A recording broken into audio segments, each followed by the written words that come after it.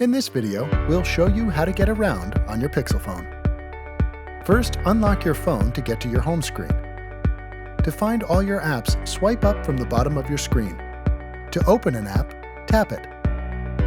To switch to a previous app, swipe right along the bottom edge of the screen. To go back to the first app, swipe left along the bottom of the screen. To go back to your home screen, swipe up.